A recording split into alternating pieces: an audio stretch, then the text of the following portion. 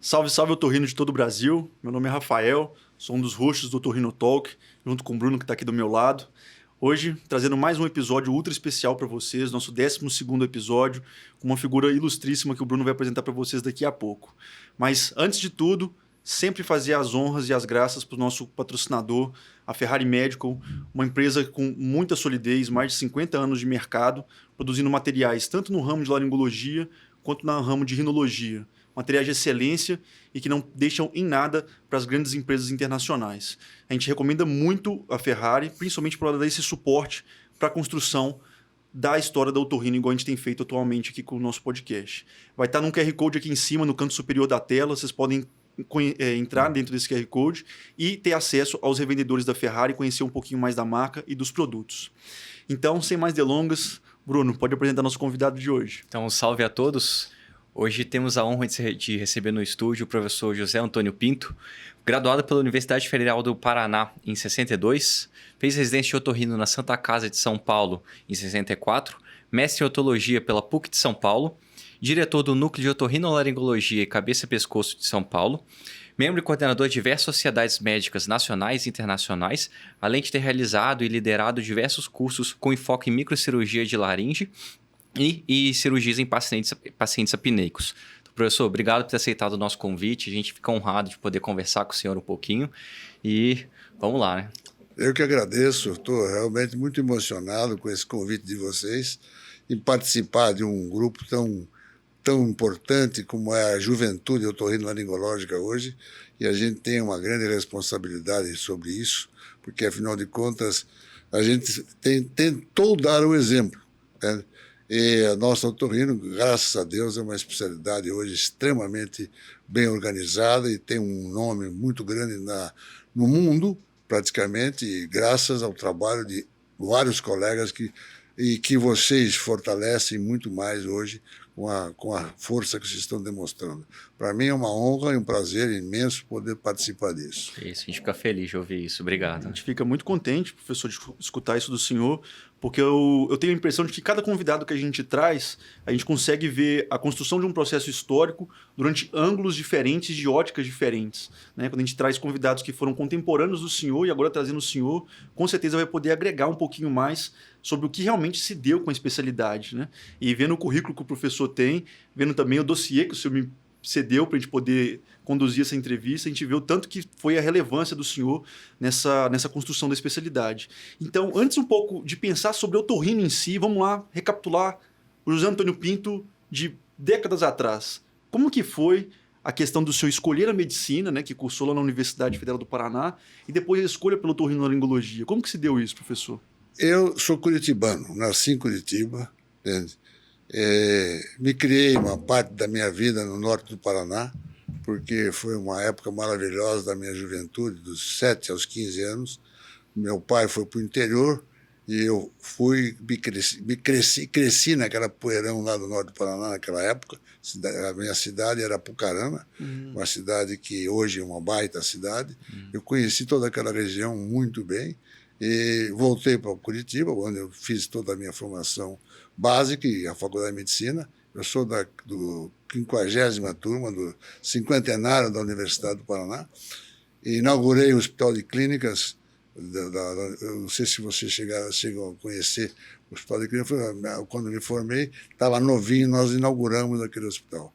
E quando eu jovem, menino ainda, eu tenho uma historiazinha que eu costumo contar assim, meio poética. Eu li um livro chamado Olhai os Lírios do Campo, de Érico Veríssimo. Contava a história de um menino pobre que andava lá com a calça rasgada, lá no fió-fió, dizia a história. Entendeu? E guardei aquela figura. Eu tinha 11, 12 anos de idade, nunca esqueci aquele menino pobre que depois virou um médico, e famoso, e rico e tal. E aquilo ficou na minha cabeça, de moleque, né? E dali para frente, eu não tinha. Meu pai era um funcionário público, meu irmão advogado, eu não tinha relações com a medicina, e naquele tempo era muito difícil, né? como disse, Curitiba, Paraná tinha uma faculdade de medicina, São Paulo tinha 3, 4, era tudo muito complicado, e os cursos de medicina eram difíceis. E a gente que era mais assim, estudioso um pouco, tinha um ambiente familiar bom, culturalmente falando, sempre tinha mais notas. Eu era considerado como um bom aluno. Então, os bons alunos eram aqueles que iam enfrentar os cursos mais difíceis, né? Era uma tradição. E eu vou contar para você, eu falei, fui para Curitiba, fiz o Colégio Estadual do Paraná, depois fiz o vestibular e escolhi a medicina assim, espontaneamente, entende? Ainda tendo na minha cabeça aquela imagem do Érico Veríssimo, daquele menino que um dia podia conquistar alguma coisa de bom, né? Então, eu não tive fatores assim, indicativos, pressão de ninguém. Meu pai era um homem simples, um funcionário público que criou uma comarca no estado do Paraná, lá, naquele tempo aquelas cidades eram pequenininhas, eram nomeados para organizar prefeitura e tal. E meu irmão fez direito. Então eu vi ele discursando lá pela casa, ele era 10 anos, 9 anos mais velho que eu, que não me impressionava. Mas eu falava, direito eu não quero. Eu gostava de estudar essas histórias, mas não tinha aquela vocação, se você disser para mim que um moleque de 15, 16 anos tem vocação, é uma coisa assim meio complicada. Eu não acredito muito nisso. Interessante, professor. Então, foi um despertar ali, lendo um livro do Érico Veríssimo, né? E depois as coisas foram se conduzindo de forma bem orgânica até o senhor chegar à medicina, né? Imagino a dificuldade realmente que devia ser naquela época, né? Porque a gente tem uma assimetria de informação muito grande daquele período. Você não tinha lugares onde você estudar, os livros não eram tão acessíveis assim, quando eram em português, diga-se de passagem, né? Não tinha. As pessoas falavam que tinha muito livro em francês, livro em inglês naquele período, né? Os livros nós, na Faculdade de Medicina, eram em espanhol. E só existia aquela Salvat, que era uma companhia, uma editora argentina, que depois, quando voltei a Buenos Aires, depois de formado, eu fui na Salvat e comprei todos aqueles livros velhos que eu já tinha vendido para os meus colegas. Aqueles livros de anatomia, do Testi Jacó, aqueles livros que ninguém mais... a gente sempre passava para os colegas, né? Ia revendendo para poder aguentar o tranco, né? Porque todo ano você tinha que comprar livro, né? E depois de formado uns anos lá em Buenos Aires, eu fiz um saco, perguntei para minha mulher, fiz um saco de livro velho, só de anatomia e de fisiologia do Bussac, como é o nome dele? O professor argentino que ganhou o prêmio Nobel, né? E aquelas coisas que a gente tinha amor a livro, né? Sim. Eu tenho até hoje, eu sou um fanático por livro. Entende? O livro, para mim, é um processo de desejo, uma coisa assim que eu tenho prazer, né, com o livro. Entende? Tanto que escreveu vários, né? Diga-se de passagem, né? No currículo do senhor é bem notável. E depois, durante a faculdade de medicina lá em Curitiba, como é que foi essa decisão pelo otorrino? Porque, diga-se de passagem, era uma especialidade... Não era das mais conhecidas da época, fundo de quintal. Né? Fundo de quintal, justamente. Era aquela cadeira embaixo da escada no centro cirúrgico. Ficava esquecido lá. Ficava esquecido lá. Realmente, foi muito difícil, porque os meus amigos falaram, você não pode fazer essa especialidade. Você não pode, você foi um cara bom, profissional, tá estudioso e tal. Eu tinha uns amigos... aquele tempo do otorrino oftalmo, lá no interior, que eram meus amigos, que às vezes deixavam o consultório para mim, nas férias, que eu ganhava um dinheirinho para depois ir para Santos, para Guarujá. E eles me faziam a cabeça, você tem que vir para cá, você tem que fazer otorrino, mas assim, né? Eu não tinha essa interesse, eu gostava da cirurgia, eu via aquele pessoal... A gente tinha cirurgiões de grande gabarito naquela época, né? E tem até hoje, lógico, mas aqueles professores, existia um regime ditatorial, assim, dentro de um centro cirúrgico, né? E a gente aprendia a ter essa educação cirúrgica, né? Eu digo que é muito diferente hoje quando eu vejo os centros cirúrgicos e como é que funcionam. Mas isso aí foi uma coisa que foi sendo assim, foi difícil para mim. Tanto é que eu me formei sem saber o que ia fazer. E tinha um deputado, um médico que se elegeu deputado lá em Apucarana, que queria vender o hospital dele, e chegou, um dia que me formei, ele foi lá e me deu a chave do hospital dele. Você vai para lá e fica lá para mim, fica lá, depois você resolve se quer comprar ou não. Eu peguei. Era normal, rapaz. O profissional não tinha residências, né? Não tinha. Os médicos casavam, em geral, no fim do curso, iam para o interior. Um especialmente, um ou outro ia para o exterior, era muito raro, mas a grande maioria ia para o interior trabalhar, porque o Brasil, nossos estados aqui tinham cidades florescendo e tinha campo de trabalho para todo mundo. Tá? E eu falei, peraí, acho que eu vou lá ficar um pouquinho, conheço o pessoal lá todo, conheço a cidade, vou ficar lá. Fiquei 2 meses lá, ganhei um dinheirinho e tive um caso lá que eu não consegui resolver, que me deixou de cabelo branco. Comecei a ficar de cabelo branco naquela época. Tá? Aí eu falei, sabe uma coisa? Picar a mula, vou embora, vou estudar. Aí fui procurar residências. O que aconteceu? Santa Casa de São Paulo. Todas as residências já estavam organizadas, as poucas que tinham.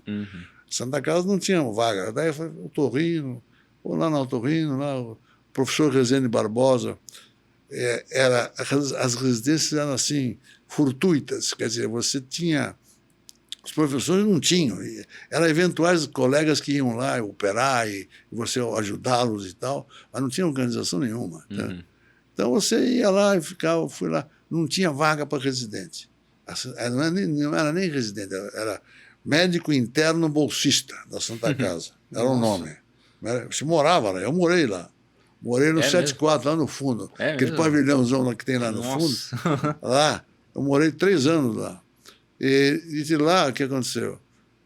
Eu não tinha vaga na Otorrino. Tinha 2, já tinha o Vandic, tinha mais um outro. Tem uma vaga na endoscopia peroral. Eu nem sabia o que era isso, endoscopia peroral.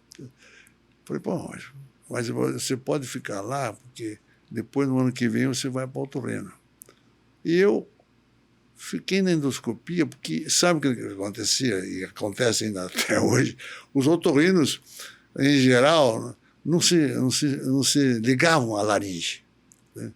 A endoscopia, que hoje faz uma falta louca, eu vejo que o pessoal está querendo voltar a fazer broncoesofagologia, era uma área que era tubo rígido. E o Jorge Barreto Prado, que era o chefe, uma pessoa muito amiga, que me ajudou e morreu cedo, e que falou, tem uma vaga aqui, mas vem um baiano não sei de onde, você pode ficar aqui por um tempo, pode ser que dê para ter 2 vagas. Entende?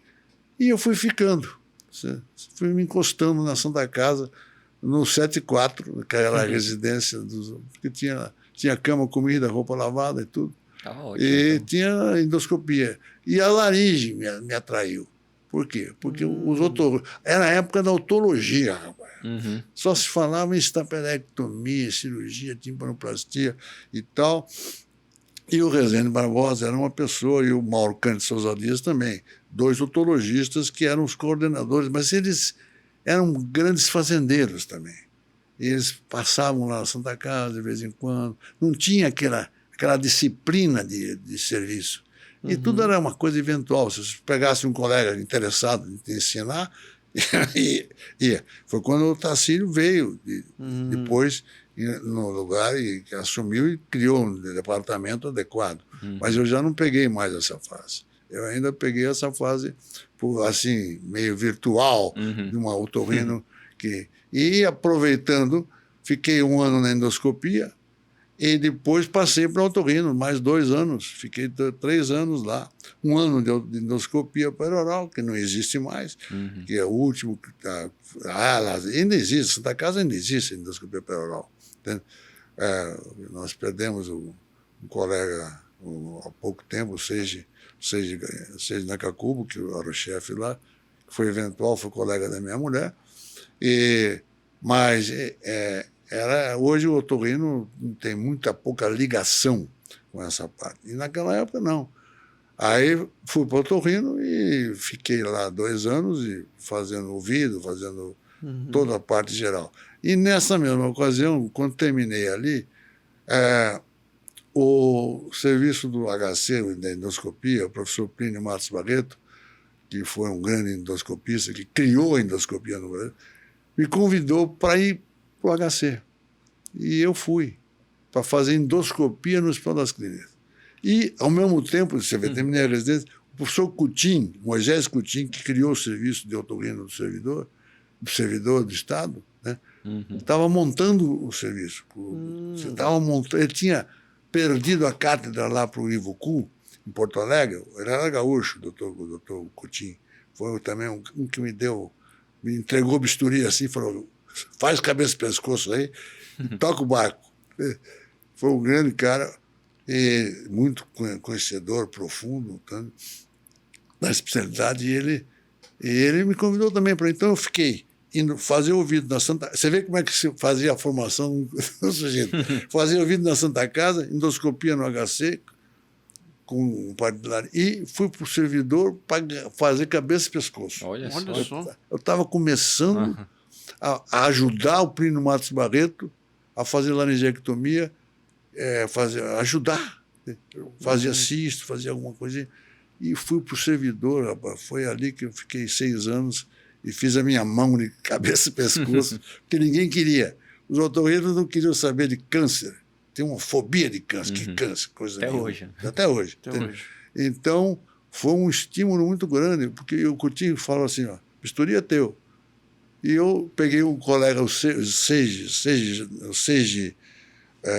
que é um colega que foi do HC, que depois foi professor de Sorocaba, depois foi para Londrina. O Seiji ficou comigo lá. O Seiji foi professor titular de Sorocaba. E o Seiji não, o Zenshi Yashiki. Zenshi. E era eu e ele operando cabeça e pescoço. Eu operava de manhã com um auxiliar lá, às vezes com a própria instrumentadora, e saía correndo para meu emprego não sei aonde, lá no IAPI, que naquele tempo tinha os empregos de institutos, né? E o Seiji vinha, o Zenshi vinha, operava de tarde, eu voltava para continuar a cirurgia, com o esvaziamento cervical e tudo, e ficava operando até de noite. Eu não estava solteiro ainda, pensando em casar, mas namorando a minha mulher, que eu conheci exatamente na Santa Casa, quando abriu a faculdade, naquele ano que eu estava começando. Nesse período é curioso o senhor falar isso, né, que foi um período de grande florescer da cabeça e pescoço no Brasil com o Dr. José Fairbanks Barbosa. Né? Fairbanks Barbosa, eu tive a oportunidade de participar da fundação da cabeça e pescoço lá no Hotel Brigadeiro, ali na Brigadeiro. Da fundação, da sociedade, né, que foi em 67. 67. Eu fui fundador, porque eu tinha terminado a residência e estava já começando a operar a pessoa. E tinha um trabalho para apresentar naquele congresso. O Coutinho falou, você vai apresentar lá. Falei, pô, na frente daqueles caras tudo, Fairbanks Barbosa, tinha mais no Rio de Janeiro. Falei, não, mas eu fui lá, apresentei na Altrada e fiz parte assinei a ata da fundação da Sociedade Brasileira de Cabeça e Pescoço. Diga-se de passagem, eu aprendi a fazer esvaziamento cervical lendo um livro dele até hoje. O livro, pessoal, assim, ele está desatualizado em termos de condutas, mas em termos de técnica cirúrgica. Não tem igual. Não tem igual. As imagens, aquele cara que fazia aquelas imagens, aqueles desenhos, eu tenho até hoje. O livro é muito bom. Pô, aquele livro é uma bíblia. Muito bom mesmo. Tem umas bíblias que você tem que ter do teu lado. Eu tenho até hoje bíblias de 50 anos atrás que, para mim, são espetaculares até hoje. Sim. Então, professor, muito curioso, muito engraçado a gente ver esse tipo de formação que o senhor teve, né? A gente pega hoje em dia uma formação muito fragmentada e às vezes me dá até uma certa tristeza assim, de você ver gente falando assim, poxa, eu entrei no otorrino porque eu quero fazer plástica facial, ou eu entrei no otorrino porque eu quero fazer otologia ou rinologia. Você já sente aquela hiperespecialização precoce que eu acho que prejudica demais a formação do cirurgião, né? Eu acho que antes a gente tem que abrir o leque, igual o senhor fez, né? Só abrir o leque demais. Né? Você queria juntar. Juntar. Você queria aprender ouvido, aprender laringe, aprender cabeça. Você queria. Eu sonhava com isso. Tanto é que quando tivemos uma reunião lá na Associação Paulista de Medicina para mudar o nome do departamento, para falar Associação Paulista de Medicina, Departamento de Otorrino e Cabeça e Pescoço, puta, foi uma briga, rapaz, viu? E eu queria que fosse Cabeça e Pescoço, tudo junto. Sim. Mas os otorrinos não quiseram. Os otologistas não quiseram. Eles que mandavam na época. Né? Tinha uma briga escola, feia mesmo, né? O próprio Dr. José Fairbanks Barbosa era otorrinolaringologista também, né? E eles tentaram fazer com que isso tivesse essa união, mas teve essa dissidência dessa época que a gente, na minha opinião, a gente não teve nenhuma vantagem essa dissidência. Não. Se você pegar em qualquer outro lugar do mundo que se faz de forma séria, Japão, Estados Unidos, Europa, né? Tudo junto. São tudo junto, né? Eu via isso lá fora, porque daí eu comecei a sair pelo mundo. Esses colegas, os nossos grandes mestres, Plínio Matos Barreto, Fairbanks Barbosa, que eu tive o prazer de ajudá-los em cirurgia. O Plínio Matos Barreto foi o primeiro cara que fez cirurgia reconstrutiva de laringe por câncer, né? E o Fairbanks era um cirurgião, aquele livro dele, como se diz, o esvaziamento cervical, eu sabia de cor, aquelas imagens todas. Por quê? Porque aquilo era a nossa Bíblia.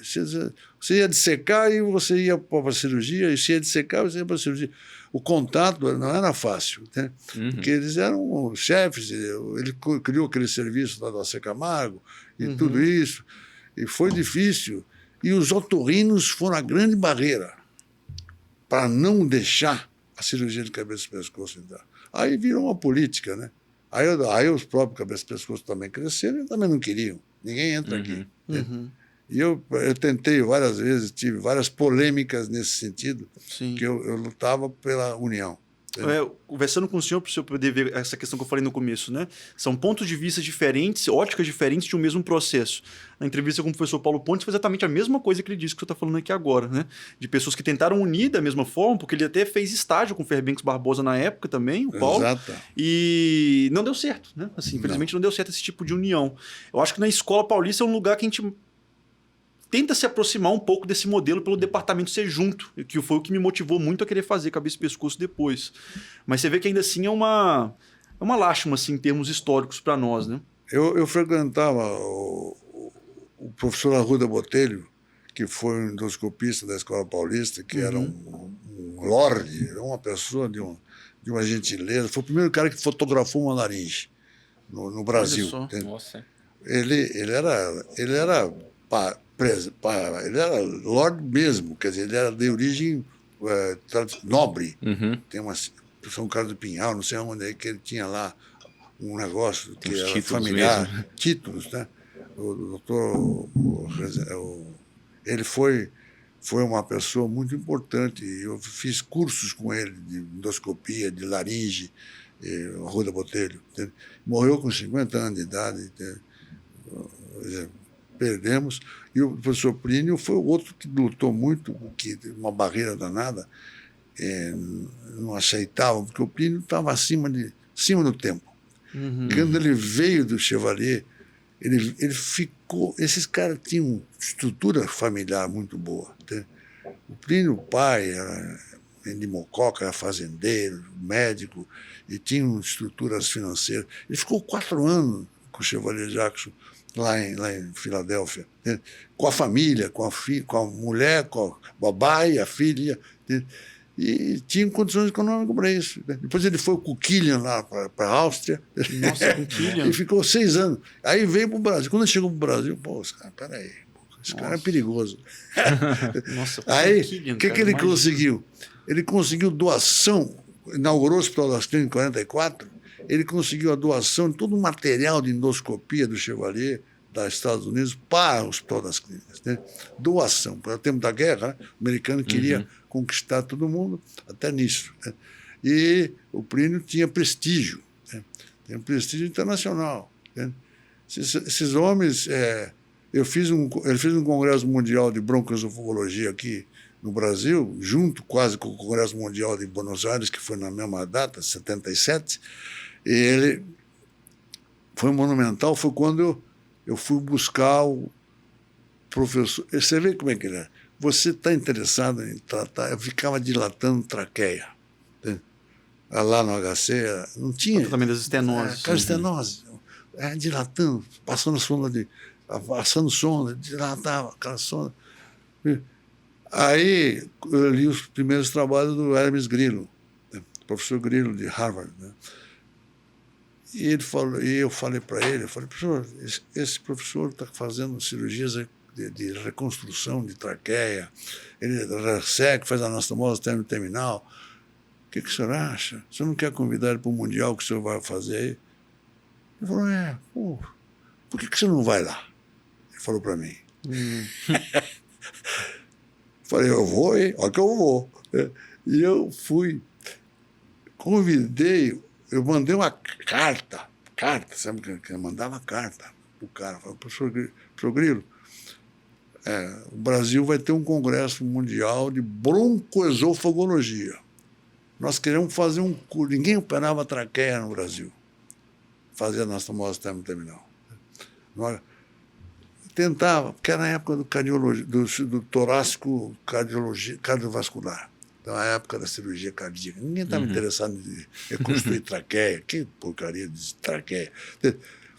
Falei, eu vou lá, professor, mas vamos convidar ele para fazer um curso aqui. Um curso de cirurgia, que ele venha operar. Eu mandei uma carta para ele, até hoje eu tenho guardado a resposta dele. Ele falou assim, olha, eu vou, mas eu quero que você traga os casos aqui, as imagens. O que a gente tinha de imagem? Era raio-x contrastado de traqueia. E só. Não tinha tomografia, não tinha nada. E nem fotografia. Isso foi em 77, só para você ter uma ideia. Viu? E aí o que aconteceu? Eu separei os casos e falei, ele falou, não, peraí, mas eu tenho que levar meu anestesista junto. Nossa! Aliás, eu também tenho que levar meu filho, porque meu filho tá louco para conhecer o Amazonas. Ele pensava que o Amazonas ficava do lado de São pertinho. Eu falei, meu Deus do céu, eu falei para o seu Plínio, como é que nós vamos fazer? Ele falou, vai lá, conversa com ele, leva os casos e vai lá. Não é assim, não era muito conversa. Se era chefe, aquele chefe durão, vai lá. Falei, fui a minha custa. Veio minha mulher, falei, vamos conhecer a Nova Inglaterra. Aproveitaram, pelo menos.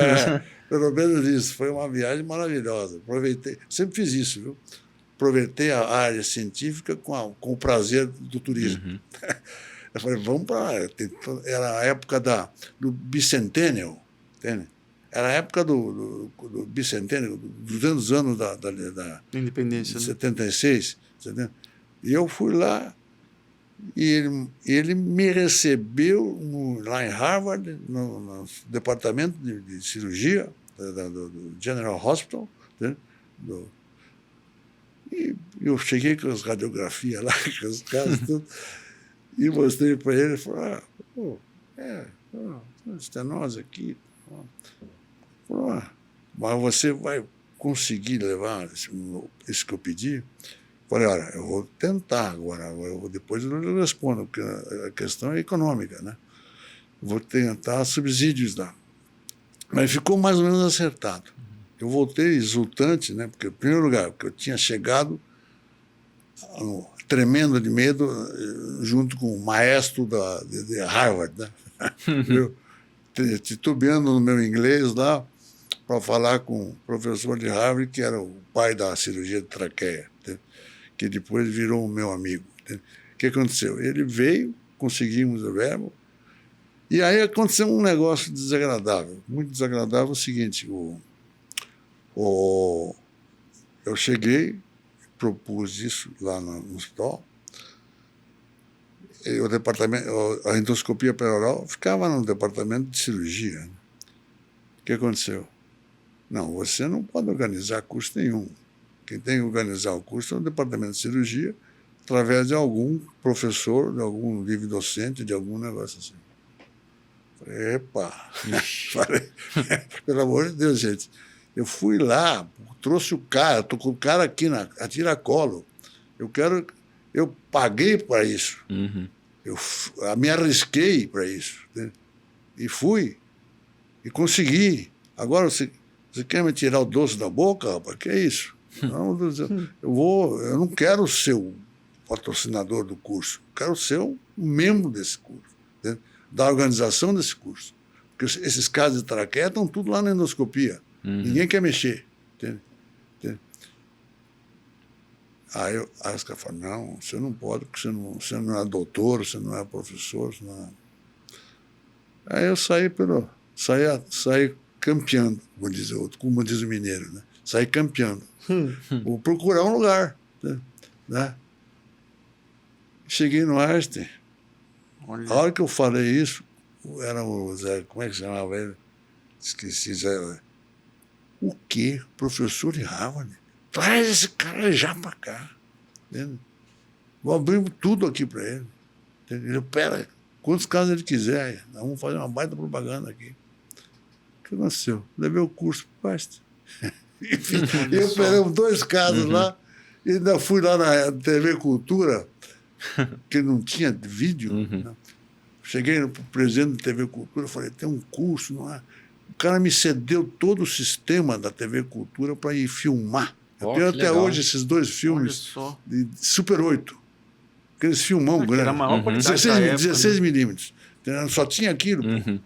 E esses filmes, está documentado, foram as 2 primeiras ressecções de traqueia com anastomose terminal, feita pelo professor Hermes Grillo, que eu tive o prazer de estar do lado. Que legal, hein? Muito interessante. Essas coisas são históricas. Viu? Nossa, você pega isso na década de Sem 70, dúvida. né? Assim, era pré-tomografia, né? Não tinha Era pré-tudo. E nessa hora que você vê tipo, a relevância que na parte científica que o Einstein tem aqui dentro da cidade de São Paulo e a nível de Brasil mesmo, né? O tanto que eles são vanguardistas em querer trazer coisas novas, né? Você pensa, a primeira ressonância do Brasil foi lá dentro. E a segunda também foi lá dentro. Porque eles colocaram as 2 lá dentro ao mesmo tempo, naquela época. E eles sempre incentivaram muito esse tipo de ação, né? Imagina o senhor tendo chegado lá... Eu operava lá, era um cirurgião comum que ia lá de vez em quando operar, não tinha nada que ver com o hospital. Eu tinha só aquela afinidade de... Aquele tempo era fácil ir lá no Einstein, entende? O Morumbi não era tão longe como é hoje. Sim. O pessoal fala que naquela época não tinha quase nada, né? O professor Paulo Pontes mesmo disse assim, ninguém queria levar paciente para lá, né? Aí depois de um tempo que virou esse hospital todo. Né? Eu e o Paulo operávamos, nós 2 operávamos lá, muito.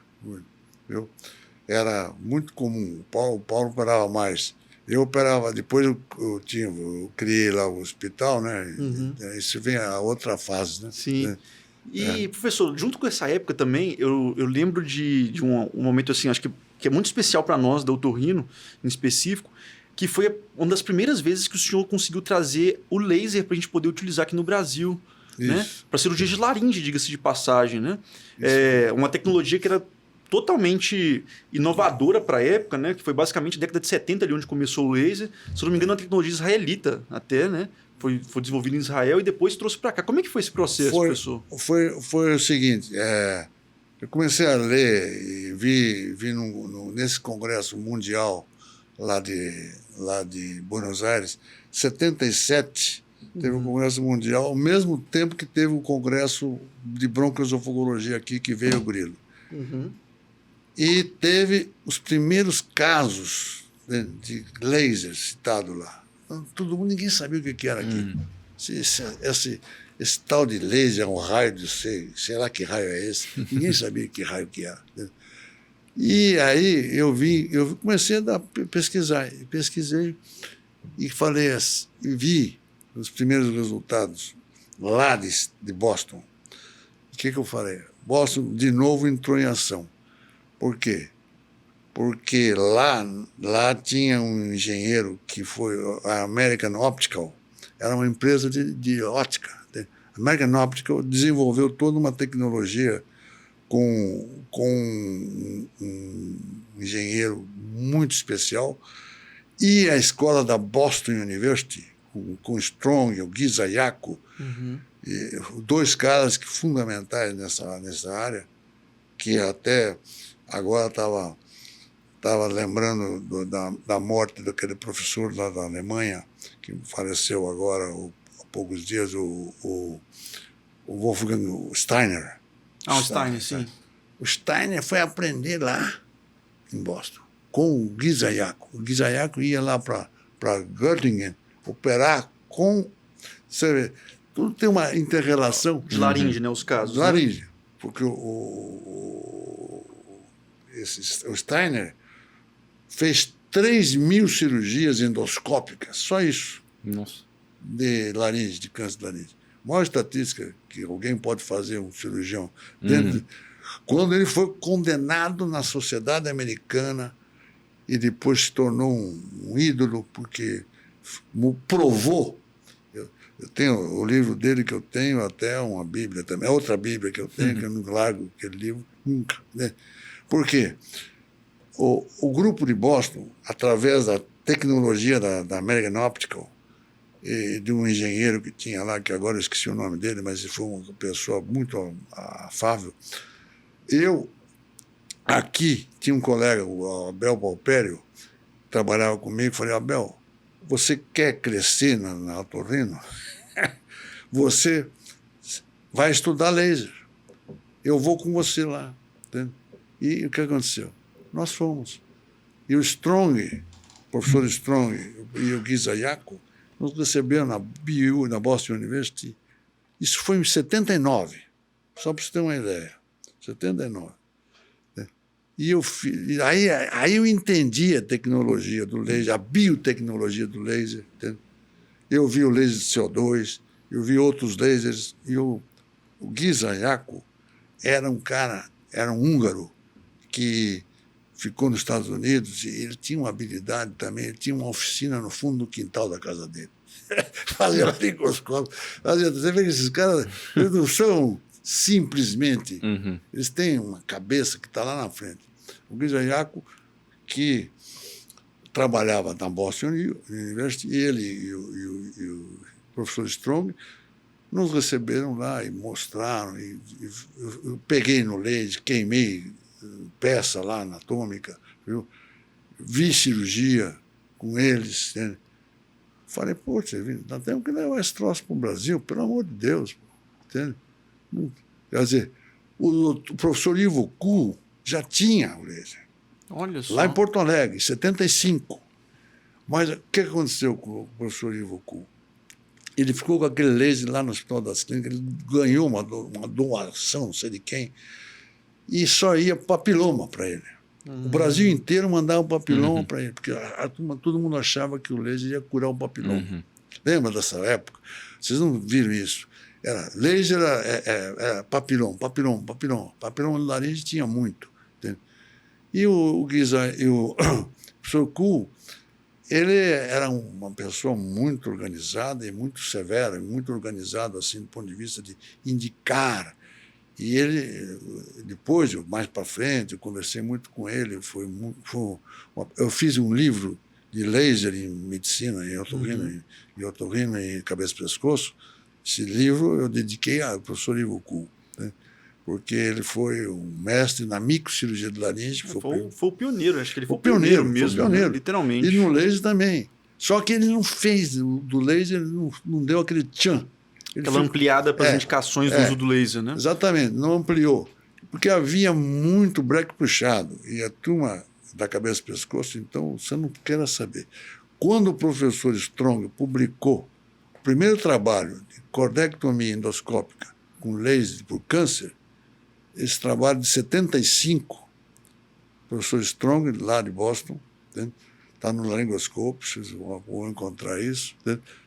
E eu vi aquilo e falei, tá aí, esse troço vai.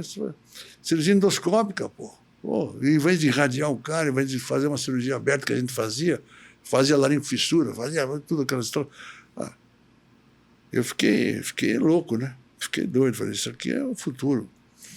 E aí o que aconteceu? Aí aprendi, aí o Abel Palpério adquiriu o laser. Ele queria se associar comigo no Hospital Ibirapuera. Qual laser que era mesmo? Era o de CO2, contato de CO2? Não, de era KTP? microscópio. Não, era do CO2, colimava no microscópio. Acoplado ao microscópio. Tinha um joystick, né, que você podia colocar. É isso.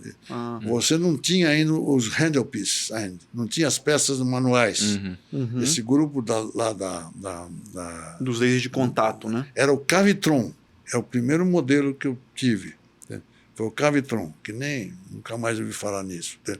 Depois veio o Charplan, veio um monte de marcas famosas que o grupo de Israel aproveitou o embalo e produziu em massa lasers, né? E aí o que aconteceu? Trouxe isso, aí o Abel trouxe um compromisso comigo. Eu falei, eu vou te ensinar laringe e nós vamos levar esse laser para o Hospital Ibirapuera, que eu já tinha o hospital naquela época, né? Então eu trouxe para o Hospital Ibirapuera.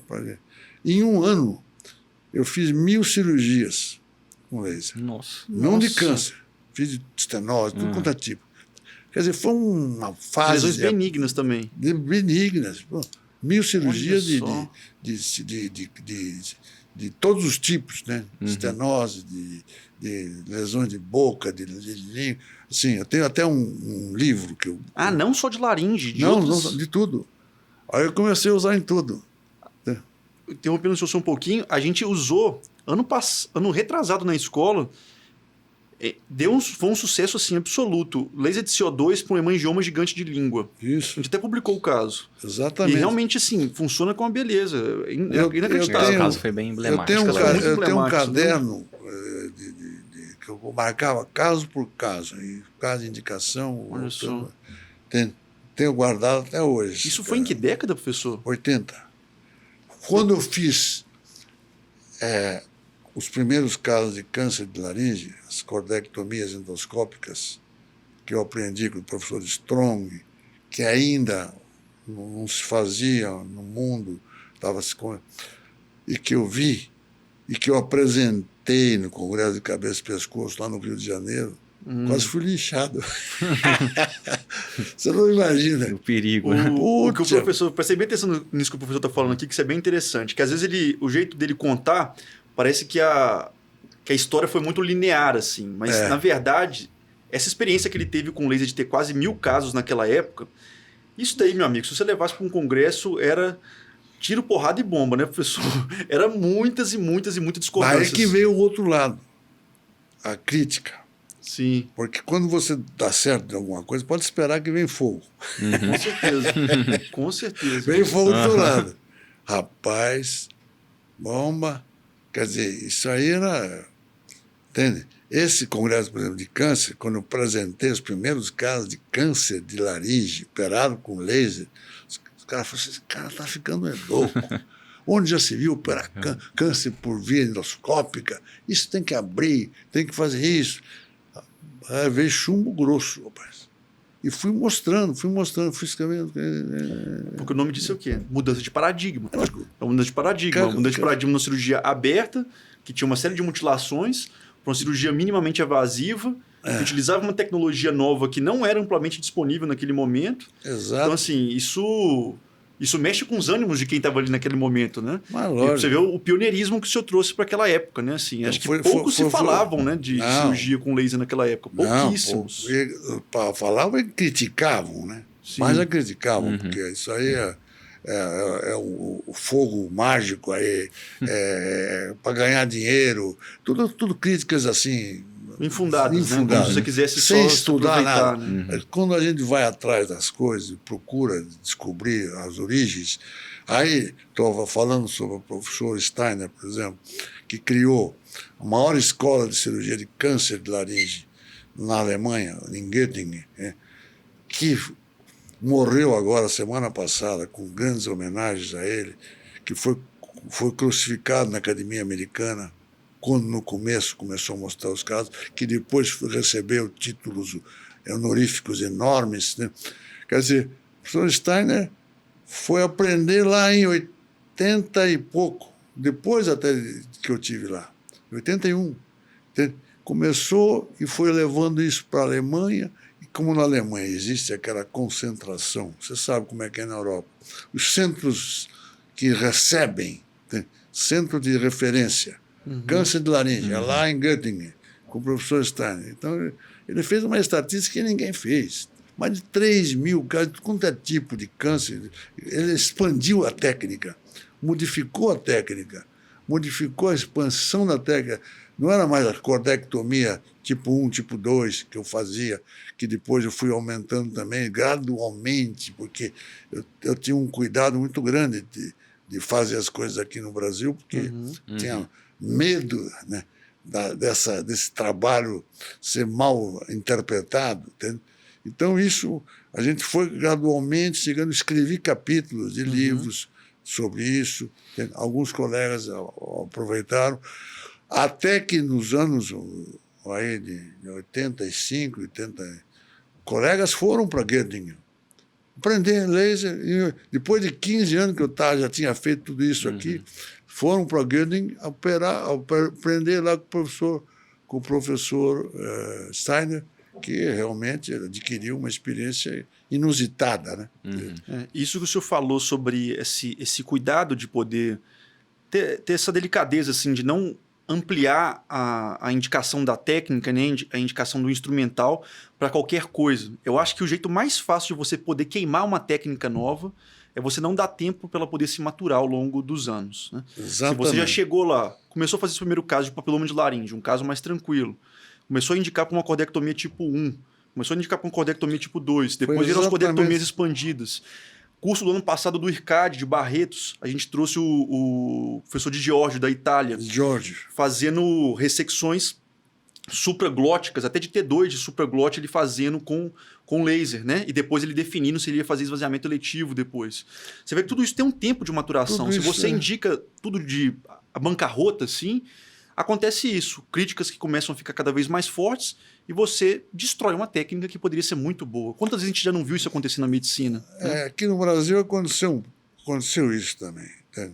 Houve muita crítica. E o pessoal, depois de cabeça e pescoço, que queria aprender isso, falava: você quer aprender o quê? Você não sabe fazer microcirurgia de laringe. Como é que você quer aprender a fazer cordectomia endoscópica? Primeiro você tem que fazer uma residência para aprender microcirurgia. Eu recebi muitos cabeças e pescoço, porque são meus amigos, e que vinham fazer curso comigo. Só que eles não tinham formação em microcirurgia de laringe. Quer dizer, eu sempre tive. Né? Então você fala assim: pô, você quer fazer cirurgia endoscópica de câncer se você nunca nunca fez uma microcirurgia de laringe? Microcirurgia de laringe não é uma técnica eventual. Mas daí é cheia de sutilezas. E você tem que aprender para você chegar lá, para fazer um câncer, e chegar numa comissura anterior, para poder saber se tem infiltração ali. Quer dizer, sabe, ressecar um pé de epiglote, para você expor aquela região pré-epiglote. Tudo aquilo, detalhes, né? Detalhes do detalhe, que você só adquire com o quê? Vivendo. Né? Quer dizer, o Steiner adquiriu uma experiência que ninguém adquiriu. Por quê? Porque... E até hoje, eu acho que os italianos também evoluíram muito nesse aspecto, mas poucos lugares no mundo tiveram essa evolução tão grande como o grupo da Alemanha. Sem sombra de dúvidas. Né? E a gente nem chegou a mencionar o professor Klein Sasser também, que foi... Porque o Klein Sasser não fazia a parte de câncer. Ele criou a microcirurgia de laringe. Aliás, nem foi ele. O primeiro cara que fez microcirurgia de laringe foi um cara lá de Tulane, lá nos Estados Unidos. Não me lembro, esqueci o nome dele, que publicou o primeiro caso. E depois o Klein Sasser começou a fazer. Foi em 70 e pouco. Né? E eu conheci bem o Klein Sasser também. Ele esteve aqui várias vezes. Os livros dele também.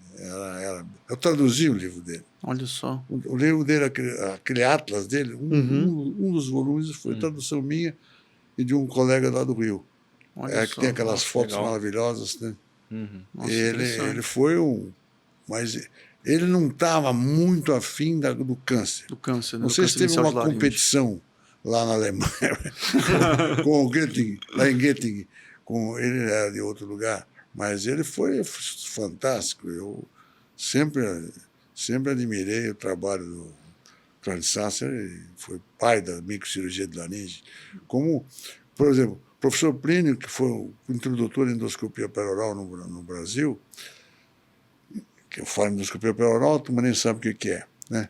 Mas ele não fazia microcirurgia de laringe. Quando eu comecei a fazer... eu ia no consultório dele, ele comprou um microscópio. Quando eu vi ele comprar um Zeiss e botar lá naquele hospital do Japão, como é que chamava? Santa Cruz. Santa Cruz. Falei, meu Deus do céu, eu vou lá operar com ele. Aí ele começou a me chamar para fazer as micro de laringe, porque Olha só. ele é um grande endoscopista, ainda não tinha aquela visão de treinamento, e eu já tinha, quer dizer, eu sempre fiz, né? Quer dizer, comecei cedo, e com as dificuldades que tinha, não tinha as coisas todas que eu já tenho hoje, né? Mas é isso que faz o profissional, é o que eu falo para os meus residentes. Vocês têm que começar a entender o que aconteceu durante todos esses anos todos da otorrino, que a otorrino brasileira, nesses 60 anos que eu vivi ela, eu posso dizer para você, confesso que vivi, né? É uma frase que eu aprendi com aquele chileno lá, que dizia isso, tem umas poesias dele, confesso que vivi. E foi vivência da evolução da odontologia. Eu vi os primeiros tubinhos sendo colocados nos ouvidos quando ninguém colocava. Quer dizer, eu vi as próteses de estapelectomia. Quer dizer, então a gente vê a evolução extraordinária da nossa especialidade. Eu vi a microcirurgia do nariz, por exemplo. O que aconteceu com a microcirurgia do nariz? Um dia, aqui, o colega lá de Campinas, que lá era dos Penido, que os filhos dele estão lá até hoje, ele era muito meu amigo, e ele falou, tem um cara aí operar nariz com microscópio. Eu falei, opa, que é isso? Onde já se viu operar nariz com microscópio? Não, ele vai fazer uma demonstração aqui no Penido. Você quer vir? Eu falei, lógico que eu vou. Eu peguei o Alexandre Filipe, eu era meu residente, falei, você vai comigo lá em Campinas, nós vamos ver esse cara, esse tal de espanhol lá de Barcelona. Professor, antes de eu continuar aqui, prestem bem atenção no que o professor acabou de falar. O Dr. Alexandre Filipe, e não só ele, como vários outros nomes muito relevantes da especialidade, foram residentes do professor José Antônio Pinto, né? Então você viu, além de ter produzido tanta coisa como pessoalmente falando, né, o nível de pessoas que o senhor formou quando a gente fala de Brasil, né? Eu assim. tenho orgulho disso, né? Eu formei porque eu acho que, né, eu não formei, quer dizer, eu abri a porta, né? Porque eles cresceram e foram. Eu sempre dizia, você tem que ser melhor que eu. E eles foram, eles são. Entende? Então isso me orgulha, porque eu nunca competi com um residente meu.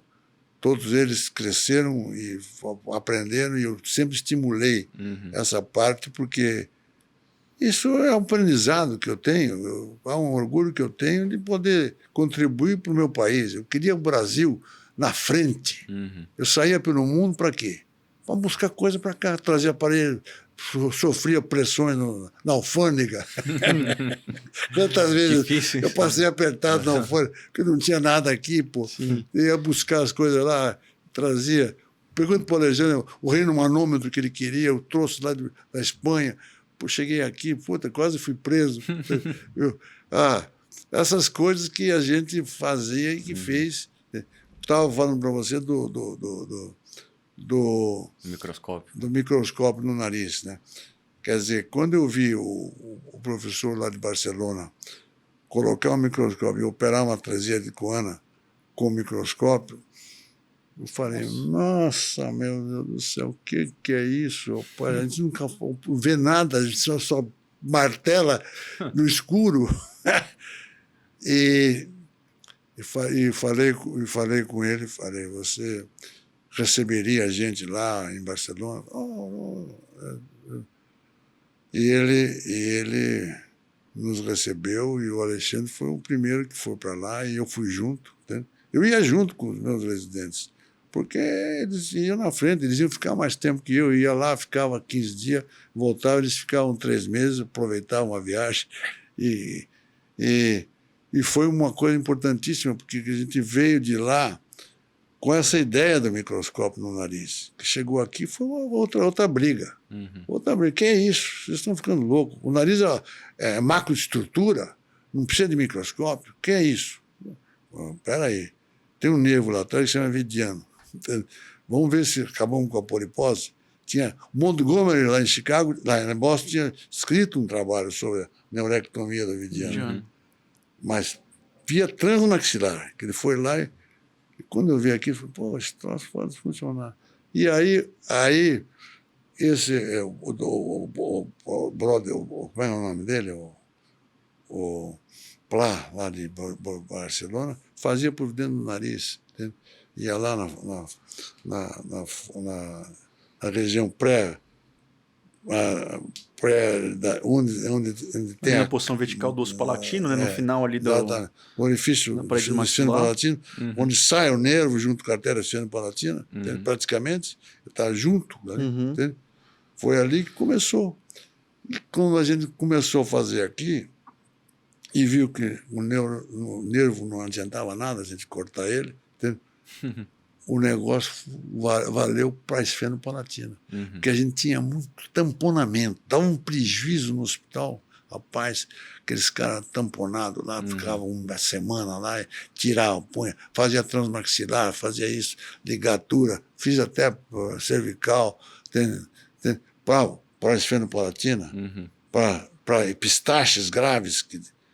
Aí a cirurgia microscópica do nariz foi criada muito mais em função da esfeno-palatina. Olha só. A abordagem da esfeno-palatina e ligadura da esfeno-palatina. Aí começamos a resolver todas as epistaxes. Era epistaxe que não acabava mais, né? Que é uma desgraça. E hoje é uma técnica que todo mundo usa. Né? Então, isso tudo foi desenvolvido através desse trabalho, assim, de ver lá como é que é, de trazer para cá e começar a fazer com um residente, com todos que estavam ali dentro do serviço, trabalhando naquilo. E eu imagino deve ter sofrido algumas críticas também no Mas, começo, lógico, de trazer, né? Teve uma briga com o Manilha. Com o José Vito?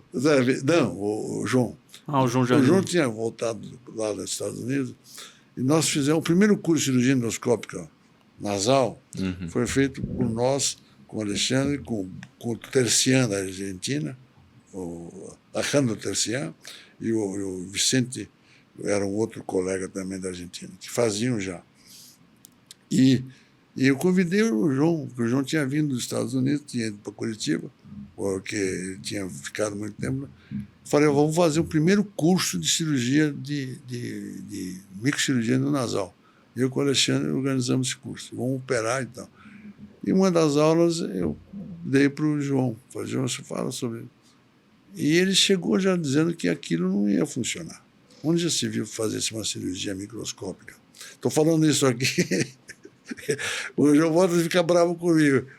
Mas a verdade é que foi essa. Que no fim ele falou que, João, pelo amor de Deus, nós fazemos um curso de microcirurgia, você vem dizer que isso não funciona? Estamos provando que funciona. Não, mas são macroestrutura do nariz, que estão fazendo isso. Foi essas coisas, essas discussões que a gente teve, muitas vezes em congressos, discutindo técnicas. Isso é normal. Eu não acho que isso é defeito, nem crítica. Eu acho que isso é normal. Eu acho que é ótimo. Quando você tem uma técnica que alguém chega para você e fala assim, essa técnica de glossectomia é uma loucura. Aconteceu muitas vezes comigo. Você é o maior arrancador de língua que tem. Tem colega que falava isso no Brasil. Eu falei, e tem colega que fala assim, eu nunca mexo numa língua. Então você não trata o doente direito. Porque quantos casos nós sabemos que... Estou já passando para outra coisa, né? Quantas coisas a gente sabe que a gente tem obstruções múltiplas. A maioria, 50% dos pacientes que têm a apneia do sono têm obstruções múltiplas. Nós aprendemos isso com os fracassos que nós tivemos, com a sonoendoscopia que veio depois, que nós introduzimos também no Brasil, e que foi criticada. Onde se viu se fazer anestesia? Cara, foi criticada. Eu fiz os primeiros casos, eu apresentei isso. Onde já se viu fazer sonoendoscopia para ver? Mas, lógico, hoje todo mundo faz. É obrigatório.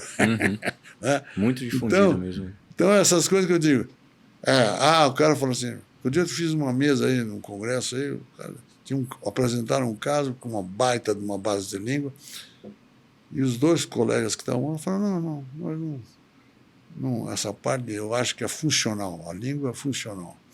Ela vai se adaptando com o treinamento. Porque vai acontecer isso agora, com a evolução da medicina do sono, é uma das grandes preocupações que eu tenho. Nós lutamos muito para botar a medicina do sono dentro da otorrino. Eu tive reuniões terríveis assim com o pessoal, dizendo, não, vocês estão ficando loucos, o que estão fazendo aí? Otorrino fazer sono? Onde já se viu? Isso é coisa para neuro, para psiquiatra, para pneumologista. Quantas reuniões eu tive? O primeiro curso que eu fiz de polissonografia, quando eu assumi o departamento da Sociedade Brasileira de Otorrino, o primeiro curso que eu fiz foi um curso que eu não conseguia ninguém para dar aula de polissono.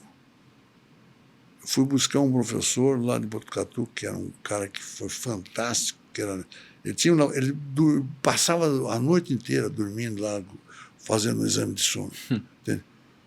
E esse cara foi fantástico. E o lá de Campinas, ele me ajudou muito, o Edilson Zancanella, o Fábio Lorenzetti, que estavam começando, me ajudaram muito a criar um primeiro laboratório da sociedade, que a sede nossa não era naquela casão bonita que temos hoje, era mais para baixo, um pouco ali na Indianópolis. Eu fazia os cursos ali no sábado e no domingo.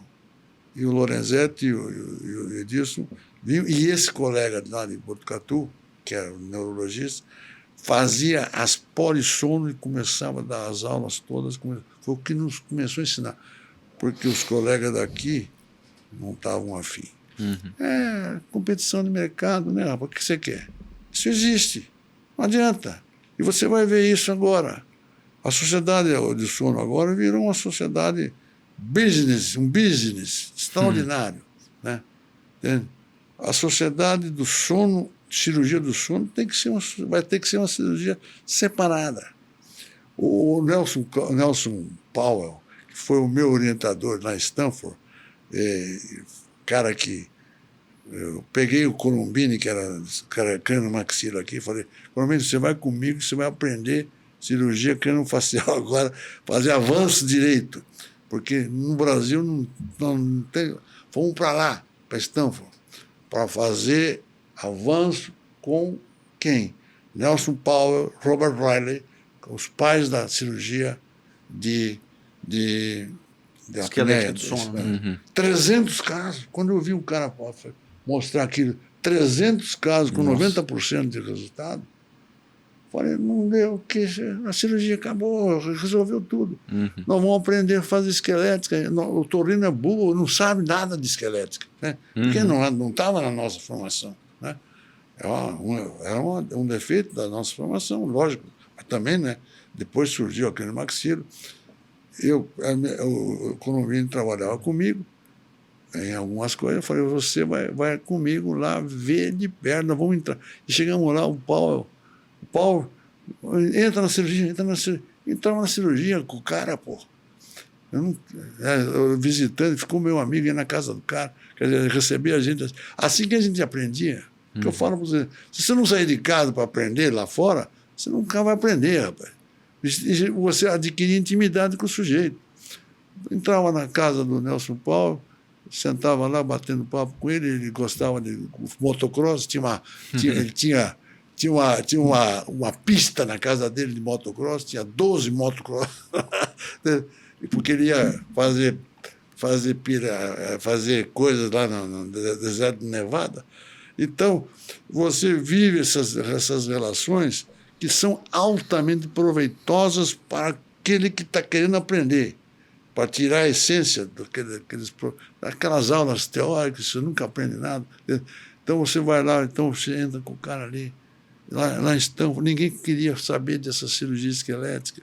Isso é loucura, loucura. Bom, a base da língua também, a base da língua, onde já se viu mexer na base da língua, entende? Bom, louco, senhor. Comecei a apresentar os primeiros casos de base de língua.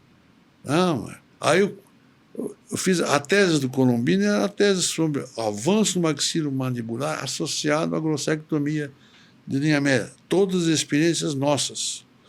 Nós tínhamos mais de 100 casos. A tese dele tem 35 casos que ele fez doutorado, baseado nisso, mostrando as dimensões que nós conseguimos aumentar sem criar deformidades craniofaciais nesses pacientes, porque a glossectomia ajudava muito a criar o espaço retrolingual. Então, contribuições que a gente foi adquirindo através de vivência e de procurar lá fora. O que mais surpreende quando o professor fala isso é você ver o tanto que ele transitou em áreas muito Sim, diversas. todas as áreas Foi possíveis. mestrado em odontologia, grande parte de contribuição é na cirurgia, na fonocirurgia, né, e na microcirurgia de laringe, para depois transitar para a medicina do sono. Acho que esse é um dos legados Passando mais pela interessantes da nossa renologia. especialidade. Com certeza, Que é realmente você poder... A diversidade de campo para você poder trabalhar, né? Aquilo que você falou. Quer dizer, a gente queria congregar. E agora estou vendo que nós estamos diluindo a nossa especialidade. Por exemplo, eu vi um negócio de disfagia. Eu trabalhei muito com disfagia, porque eu era endoscopista. Eu dilatava esôfago, entende? Fazia dilatação com sonda de Hurst, entende? Aquela sonda de borracha, entende? Fazia miotomia do cricofaríngeo, entende? Cirurgias que nunca mais ninguém viu falar nisso. Entende? Por quê? Porque agora é tratado em outras áreas funcionais. Não vai mais para você. O otorrino não tem, mas agora estão ressuscitando coisas, eu acho muito bom, mas eu falo assim, poxa vida, nós ficamos tantos anos no vácuo, né?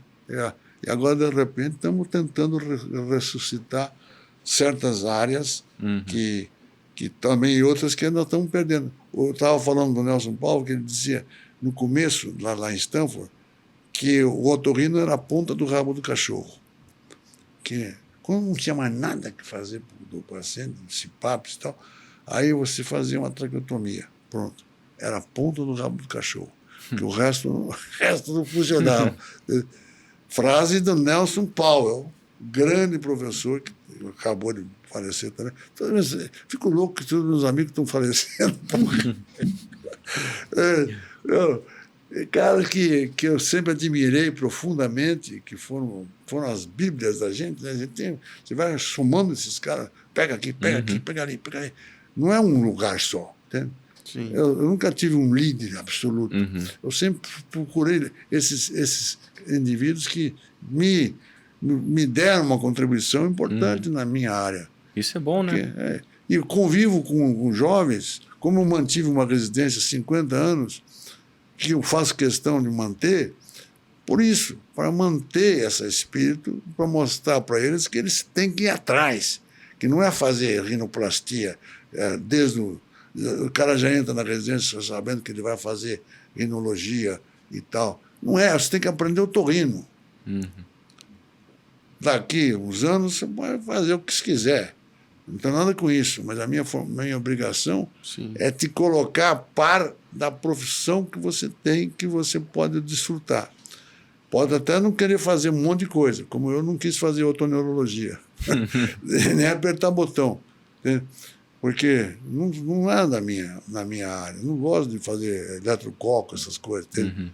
Prefiro operar um ouvido e operar uma laringe. Quer dizer, coisas próprias, né? Porque cada um tem a sua tendência, eu acho natural isso. Quer dizer. E aproveitando esse gancho que o senhor comentou, professor, como que foi esse processo ali do saudoso Hospital Ibirapuera, né, que formou tanta gente, é uma lembrança viva na memória de vários, e depois com o próprio núcleo de otorrino? Como é que foi isso? Porque, para quem não sabe, a gente está falando de um dos hospitais que, sem sombra de dúvida, deve ter tido um dos maiores volumes de otorrino a nível nacional mesmo, né? Era um volume absurdo, né? Quando a gente trouxe, por exemplo, o pessoal do Stampa para a gente poder entrevistar, ele falou que tentou fazer residência em alguns lugares, mas quando ele sentou lá no Hospital Ibirapuera e viu aquele multidão de pacientes que tinham todos os dias, né? Ele chegou a comentar que eram tipo 60 amígdalas por dia, né? Mais. Até fora as outras cirurgias que tinham ao mesmo tempo, né? Então, como é que foi isso, professor? Essa fundação do Hospital Ibirapuera e depois a fundação do núcleo de otorrino e cabeça São Paulo é aquilo que eu estava te falando. São Paulo os anos 60 foram importantes no crescimento hospitalar da cidade, né? O domínio da medicina naquela época era o Rio de Janeiro, né? Que tinha os hospitais assistenciais, né? Do governo e tal.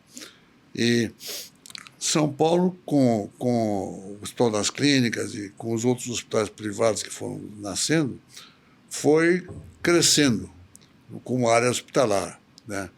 E a cidade também. E a área de otorrino sempre foi uma área que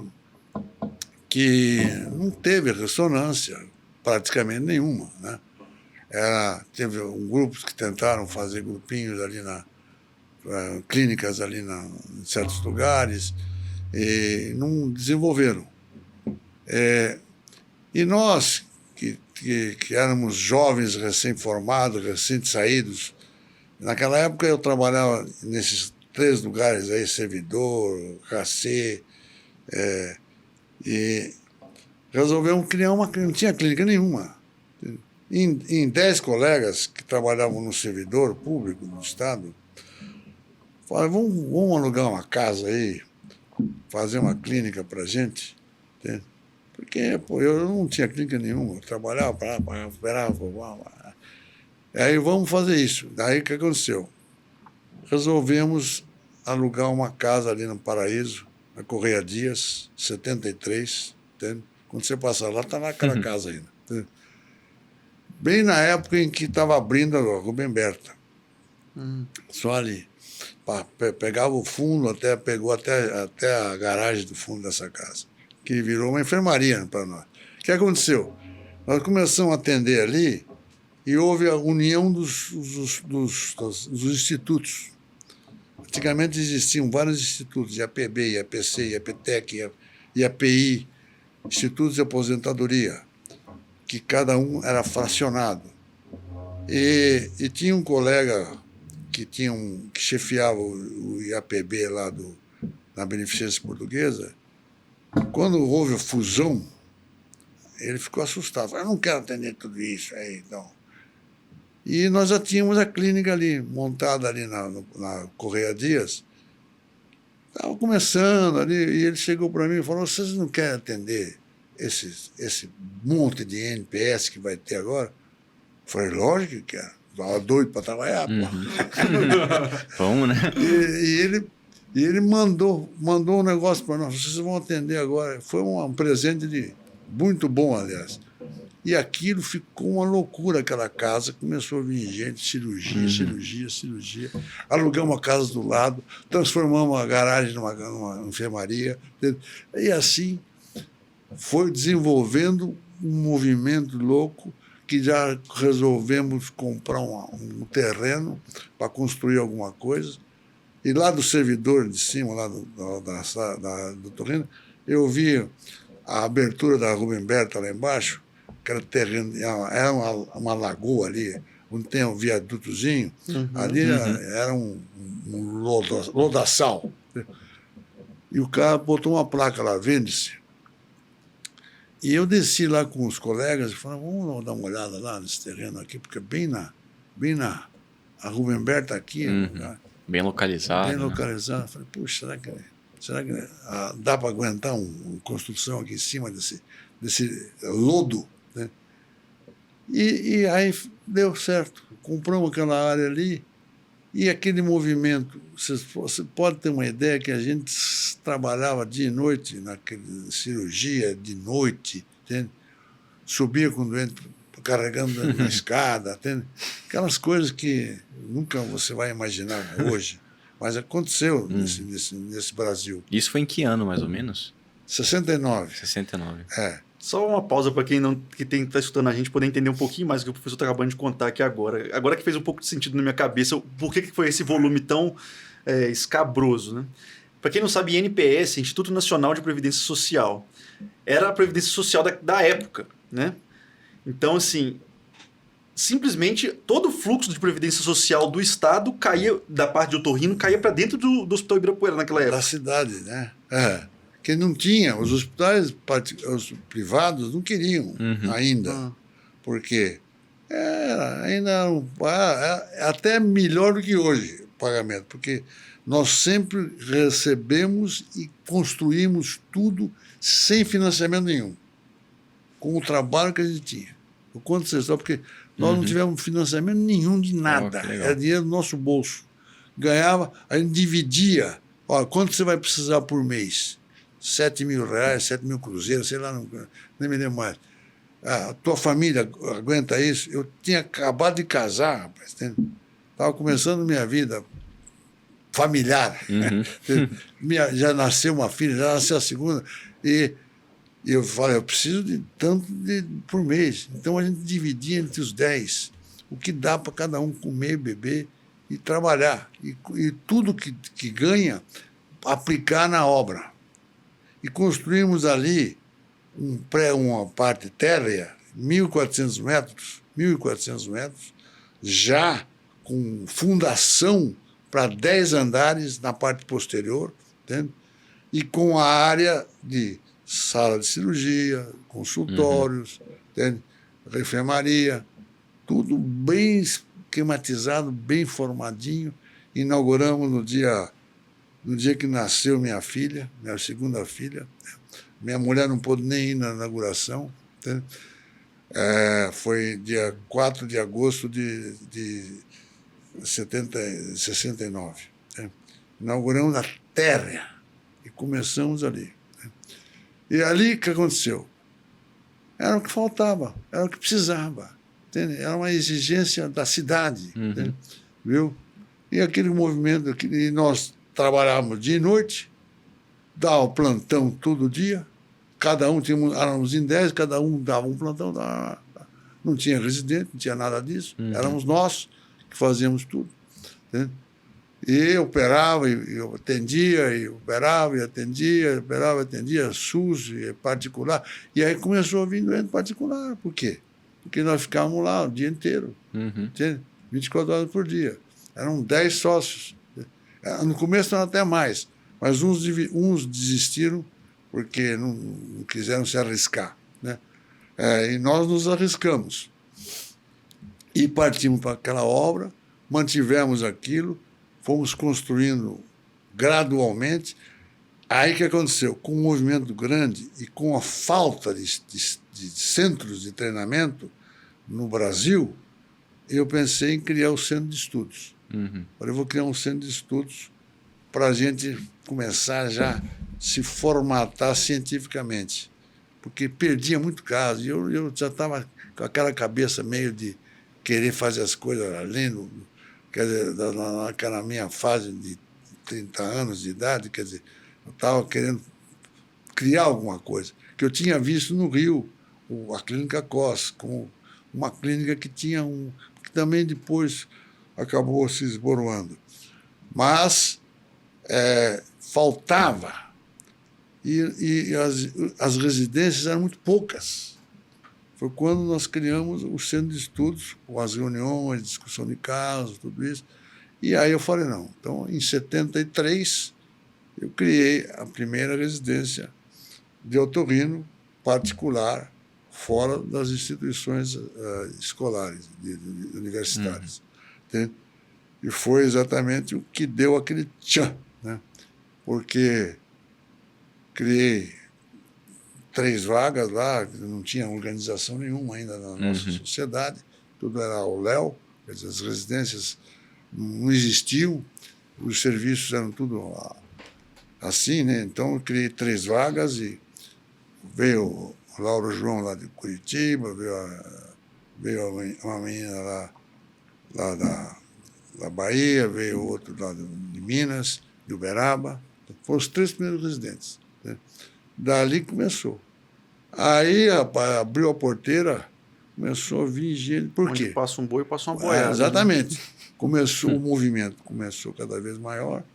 Já tinha gente para trabalhar mais, residente dentro do serviço. Né? Nós trabalhando o tempo todo. Né? Foi quando eu deixei o servidor. Eu falei, agora não vou ficar mais operando cabeça e pescoço. Vou operar lá na minha clínica. Fiquei 6 anos no servidor, né? Operando cabeça e pescoço. Né? E aí resolvi me dedicar de corpo e alma à instituição que eu tinha criado, né? que nós tínhamos criado. E foi embalando, e demorou 16 anos o hospital. Você sabe o que é uma sociedade. Como dizia o meu amigo Rolim. O Rolim era meu cliente, ele é um câncer de corda vocal. O dono da TAM, né? Antigo, que já morreu num desastre de helicóptero. Ele dizia, quem tem sócio tem patrão. Então, nós éramos em 10. Né? O que aconteceu? Depois que tudo deu certo, o grupo foi se diluindo, perdendo a força, porque os interesses se modificaram. Né? Isso foi o que acabou determinando uma ruptura da sociedade. Entende? Mas só que eu tive aquela coisa, né? Eu falei, eu não vou perder essa residência, que já tem nome. Uhum. Já tem gente do exterior procurando residência, procurando o Hospital Ibirapuera. E em 86, o hospital durou até lá. Entende? Nós tivemos que... Foi aquele ano que o Brasil saiu da época chamada época militar, né? Mas entrou na época de Sarney, e aí isso foi aquela década terrível, Perdida, né? Década perdida, de 85 até 90. Né? Aí foi um debate econômico. Né? Aí o que aconteceu? Nós saímos, ainda mantendo, nesse tempo já tinha formado todos esses caras bons que você falou aí. Entende? Eu nem vou citar o nome deles para eles não ficarem com vergonha. Porque às vezes o cara fala assim, não, pô, eu fiz Harvard, eu fiz não sei o quê. Eu nem falo, eu falei, sou formado no Ibirapuera. Você que tem que falar isso. Entende? Não sou eu. Uhum. Você que tem que ter orgulho disso, porque você aproveitou isso. O Aldo em específico tem bastante orgulho. Sim, né? sim. O Aldo, Ele fala bastante. Na um entrevista dos ele que falou. realmente eu respeito demais, é um grande amigo, e respeito demais, porque ele deu um pulo maravilhoso e me orgulha profundamente. Eu sei que sempre posso contar com ele. Entende? Até hoje ainda vai lá, ainda dá aula para os meus residentes. Entende?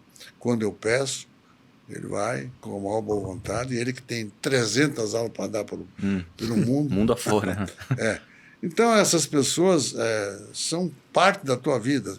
São amigos que comeram no meu prato, lá na minha casa. Eu levava esses residentes tudo para minha casa, fazia churrasco todo fim de semana, era aquela cervejada toda. Quer dizer, sempre foi um clima bem liberto e bem amigo. Né?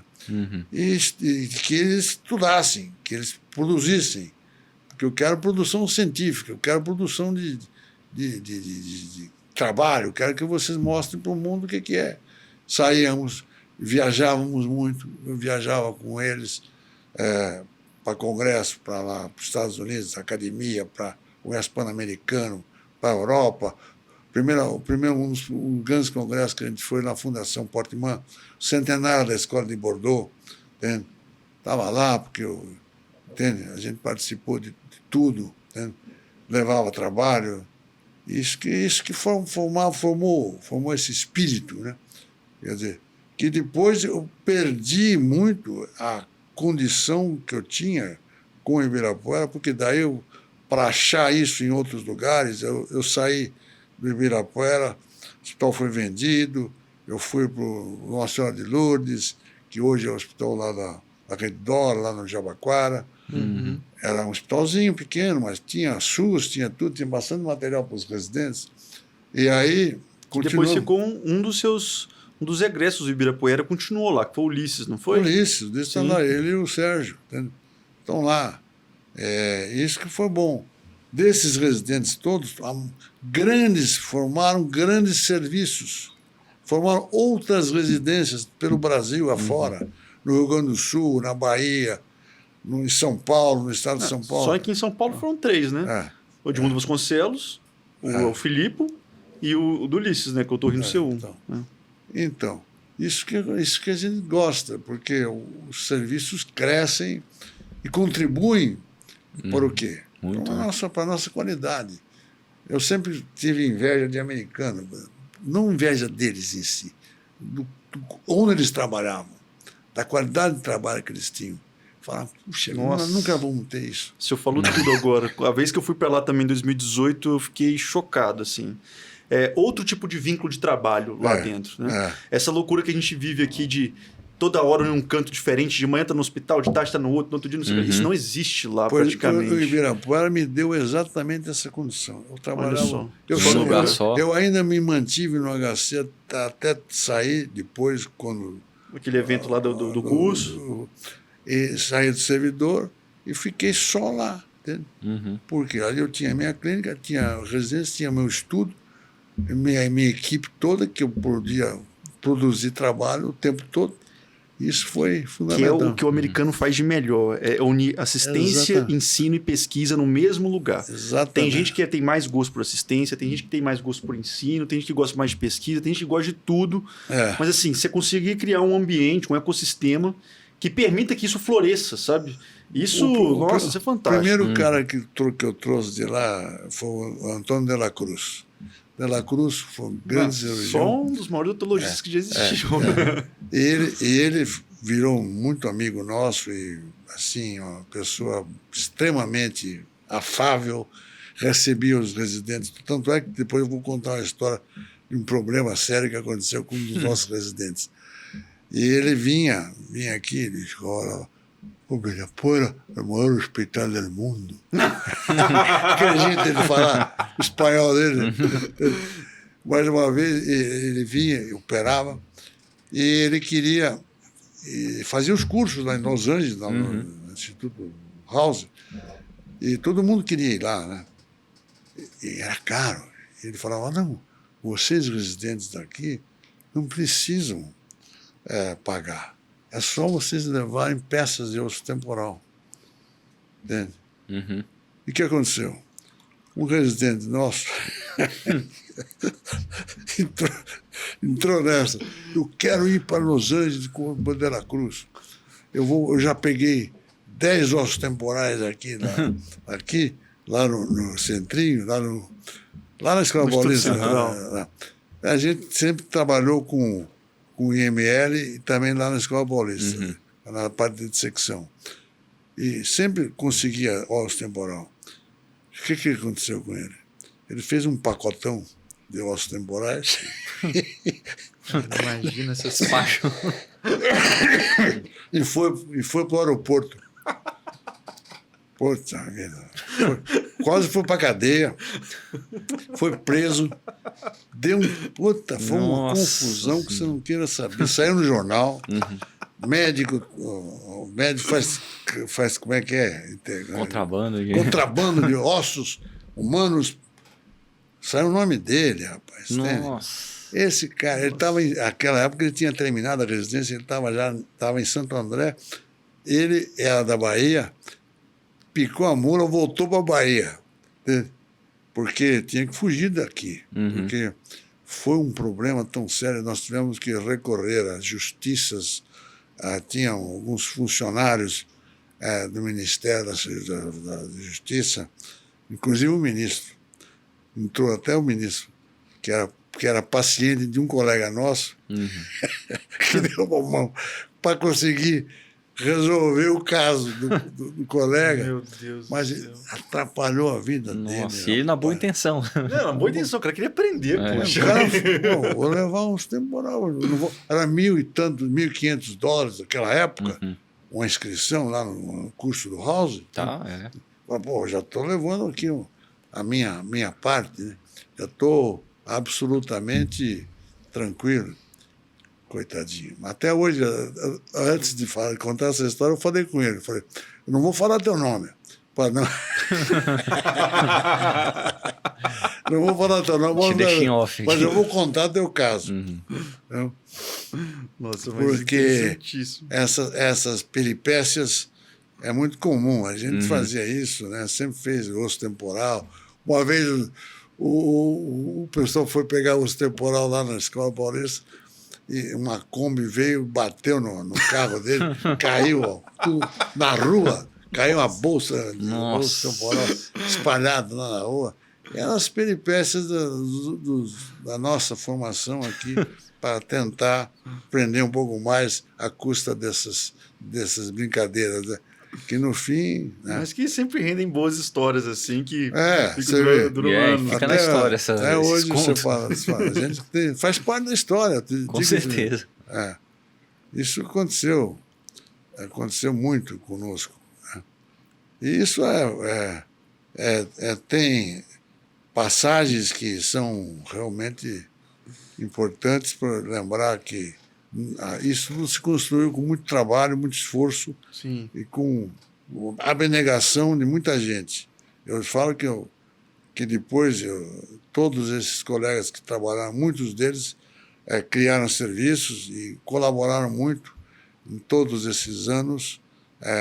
Eu fiz reuniões dos 30 anos da residência, dos 40 anos, agora eu fiz dos 50 anos, entende? E sempre tive o prazer de receber esses colegas que são hoje chefes de serviço, professores, organizadores de residências, responsáveis. Porque o que você quer no teu país?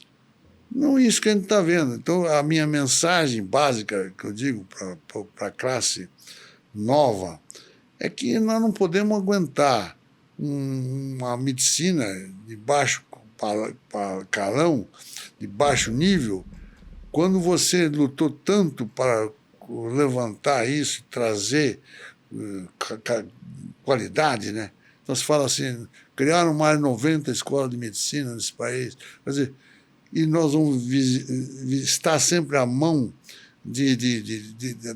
dessas empresas médicas que vão explorar o médico cada vez mais, lógico. O produto vai ficar tão fácil, né?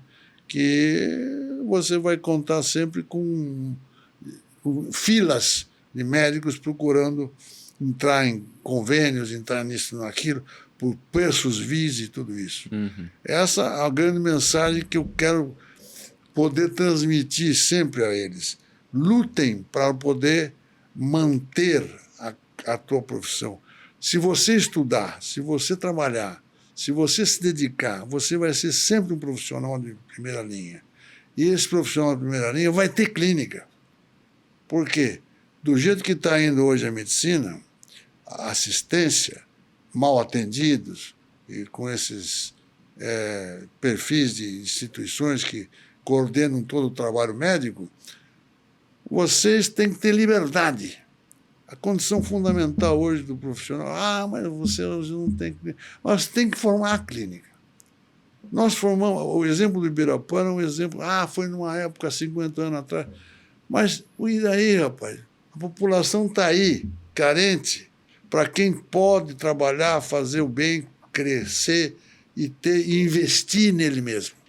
Investir em você, profissionalmente, tecnicamente, sair pelo mundo, aprender, criar grupos de vocês mesmo, que tenham a mesma ideia. Nós criamos um grupo que depois diluiu-se, mas nós conseguimos manter.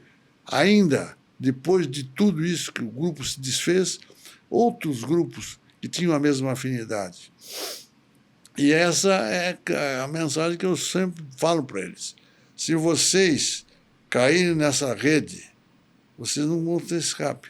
Vocês vão ser sempre subempregados, sempre funcionários de instituições que vão usá-los de acordo com os seus interesses, até a hora que você receba o respectivo pé naquele lugar. Entende?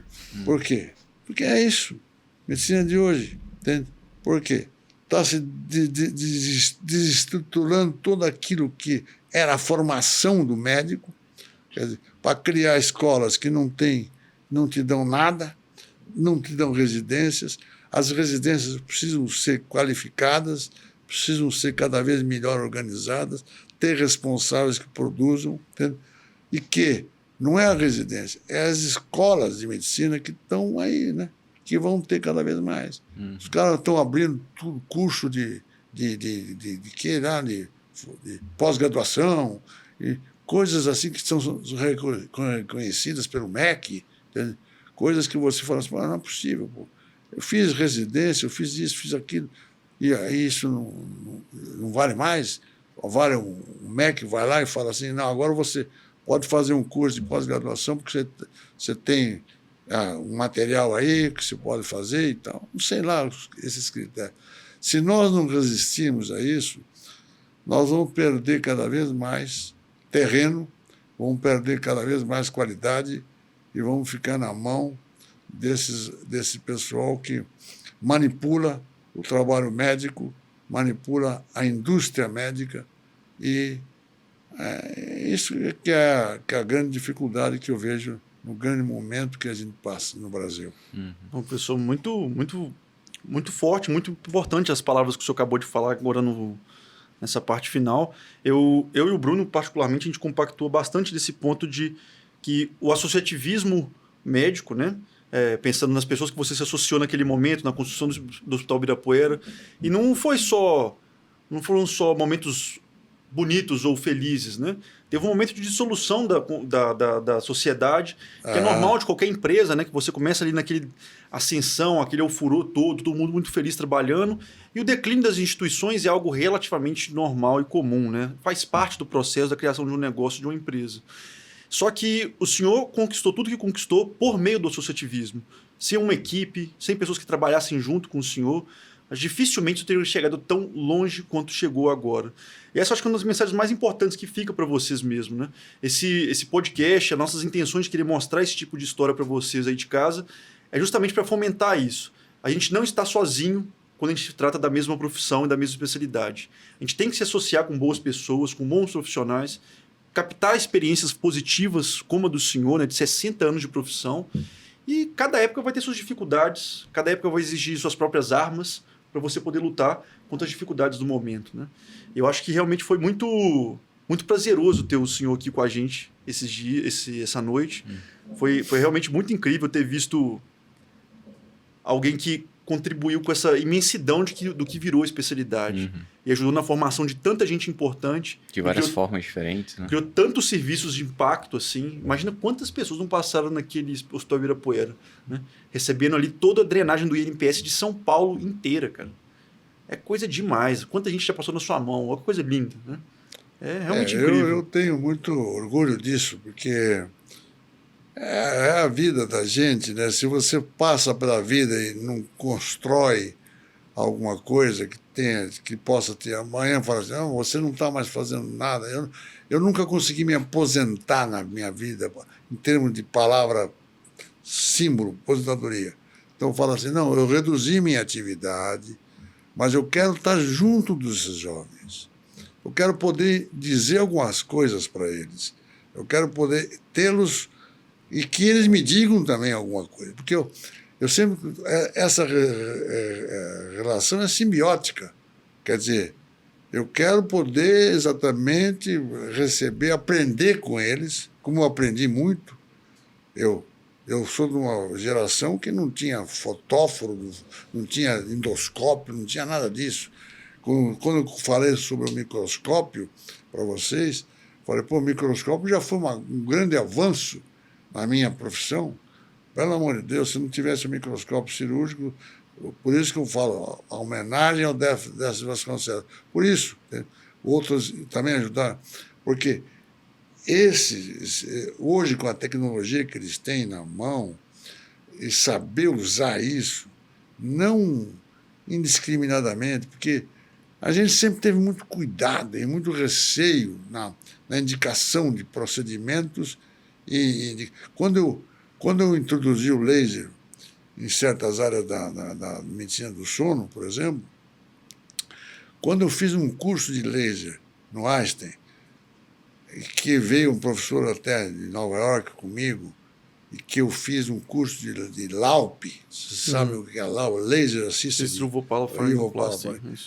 Depois desse curso, eu fiquei tão traumatizado, porque eu vi que eu tinha aberto uma porteira para um bando que estava totalmente desordenado. Os caras não sabiam nem o que era laser. Queriam fazer laser, por quê? Porque na cidade dele isso ia ser muito bom. Ia dar um marketing enorme. O dia que ele botasse uma placa lá, que ele faz cirurgia laser. Entende? Então, essa cirurgia que eu introduzi aqui, do LAUP, eu me arrependi tanto. Você vê como é que é as coisas. Que eu aprendi em Nova York com o Crespi, que era um cirurgião da Columbia University, que saía no jornal da Daily News de Nova York, porque tinha 1000 casos, sei lá. Quando eu vi aquela técnica, por quê? Porque a gente não conhecia direito a doença. Entende? Então, isso acontece. Eu sofri muito para aprender medicina do sono através de insucessos. Entende? Quando eu fui buscar as primeiras cirurgias, que eu fui para Stanford, fui com aqueles caras que eram realmente os pais da matéria, eu vi que eu tinha que estudar. Por isso que eu criei o departamento de otorrino, de medicina do sono, a área de estudo da polissonografia para o otorrino, porque eu vi que nós tínhamos, não era só polissonografia. O curso que tem até hoje, que acho que é o 19º, esse curso que nós criamos em 2008, é um curso para dar uma ideia do otorrino, que ele não pode ser aquele cara eventual, entende? Num tratamento de uma doença tão grave, que eu acho que a apneia do sono hoje é uma doença das mais graves, responsáveis por comorbidades múltiplas, entende? Então, você tem que entender essa doença. Por isso que nós fizemos aquele curso, primeiro para fazer polissono, depois eu falei, não, nós temos que aprender, ter gente aqui que ensine a gente todos os parâmetros do sono, porque nós não podemos ser simplesmente um cirurgião de sono e sem conhecer a doença. Então, hoje, nós temos que pensar que nós podemos ser mais cirurgiões de sono, de indicações melhores e ter resultados melhores. O que nós queremos? É isso. Né? Então, você vê que esse trabalho é um trabalho que se multiplica e você muda. E você pode mudar. Você pode mudar. Em medicina é assim. Não existe nada absoluto. Tratar de uma doença absoluta, como a apneia do sono absoluta, não existe. Entende? Por quê? Isso funciona, tudo funciona, mas nada cura. Não, nada cura. Como não há nada cura? Calma. É isso que nós não sabemos até hoje. Só isso. E essa procura é uma procura que tem que ficar dentro da gente. Em medicina, se você não tiver essa seiva para te estimular, você não vai muito longe. Perfeito. Gente, esse foi mais um Otorrino Talk, um episódio com esse convidado ilustríssimo. Professor, muito obrigado por estar aqui com a gente. Espero que vocês tenham gostado desse episódio. Compartilhe com os seus colegas, com os seus amigos otorrinos, ou até amigos de outras especialidades também, porque experiência como essa engrandece qualquer médico de qualquer especialidade. Foi um prazer estar aqui com vocês hoje. Um forte abraço e até a próxima. Muito obrigado, professor. Obrigado, digo eu. Foi um prazer imenso estar com vocês e poder dar um pouquinho da minha experiência em algumas áreas. Que isso, prazer é todo nosso. Que seja benéfica. Tá? Perfeito.